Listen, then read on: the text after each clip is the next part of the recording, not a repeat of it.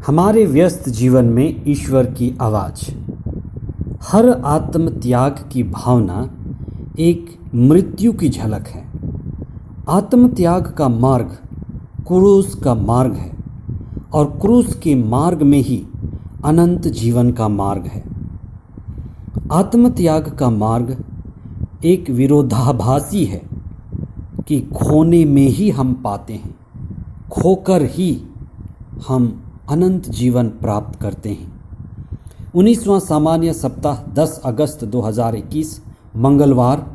उपयाजक संत Lawrence का पर्व। पहला पाठ कुरिन्थियों के नाम संत पौलुस का दूसरा पत्र अध्याय 9 पद संख्याएं 6 से 10 तक और संत योहन का सुसमाचार अध्याय 12 पद संख्याएं 24 से 26 तक।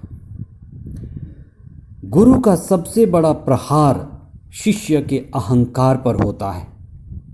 गुरु सबसे ज्यादा शिष्य के अहंकार पर चोट मारता है। सद्गुरु वही है जो शिष्य के अहंकार को, शिष्य के घमंड को तोड़ डालता है। जब तक शिष्य में अहंकार है तब तक उसे ईश्वर का अनुभव नहीं मिल सकता। गेहूं का दाना इसका प्रत्यक्ष उदाहरण है। अगर गेहूं को जीवित रहना है तो बोरे से निकलकर जमीन में गिरना ही पड़ेगा, अपनी पहचान मिटाना ही पड़ेगा। पुराने गेहूं को अपना अस्तित्व और अपनी पहचान खोनी ही पड़ेगी। तब पुराने गेहूं के मरते और सड़ते ही नए गेहूं के पौधे, जिसमें बाल, बीज और दाना आने की संभावना है। हमारे जीवन में यह जानना और गहराई से समझना जरूरी है कि हमारा जीवन विरोधाभासी है। आत्म त्याग का मार्ग विरोधाभासी है। हमारे शरीर को खोने में ही, अहंकार को खोने में ही हम आत्मा और अनंत जीवन प्राप्त करते हैं।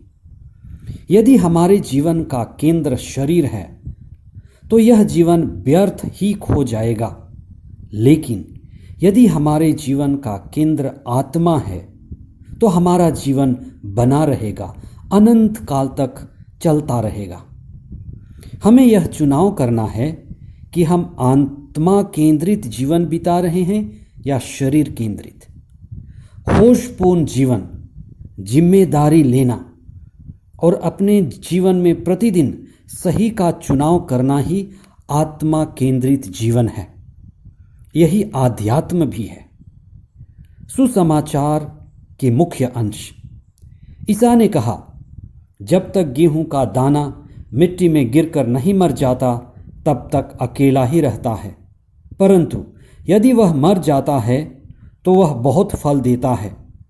जो अपने जीवन को प्यार करता है वह उसका सर्वनाश करता है, और जो इस संसार में अपने जीवन से बैर करता है वह उसे अनंत जीवन के लिए सुरक्षित रखता है।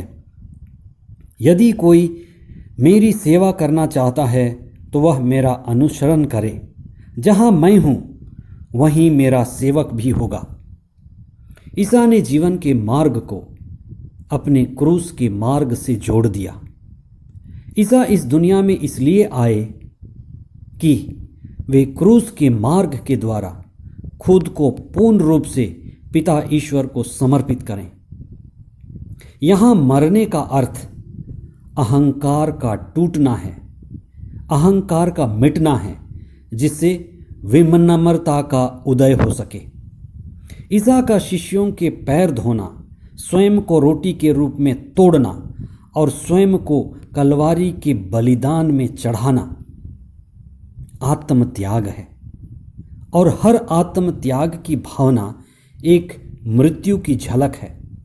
आत्म त्याग का मार्ग क्रूस का मार्ग है और क्रूस का मार्ग ही हमारे अनंत जीवन का मार्ग है। हम इस विरोधाभास को समझें कि खोने में ही पाना है। इस शरीर को, अहंकार को, घमंड को गंवाने में ही हम आत्मा को और ईश्वर को पाते हैं। हमारा अहंकार हमारे आत्म त्याग के मार्ग में एक बड़ी बाधा है।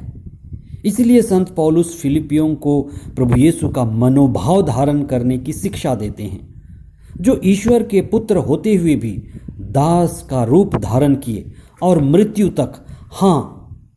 मृत्यु तक आज्ञाकारी बने रहे। ईसा का हमारे जीवन में यही प्रभाव है कि वे हमें आत्मत्याग के लिए प्रेरित करते हैं। जीवन का यही रहस्य है कि आत्मत्याग में ही अनंत जीवन छिपा है।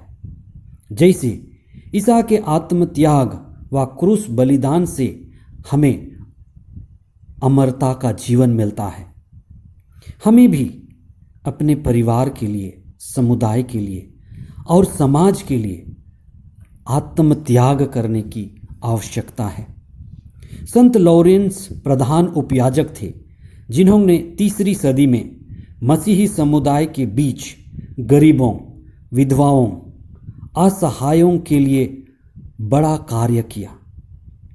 कलीसिया के संपत्ति का ईमानदारी से जिम्मेदारी पूर्वक रख रखाव किया। लेकिन संत लॉरेंस को 258 में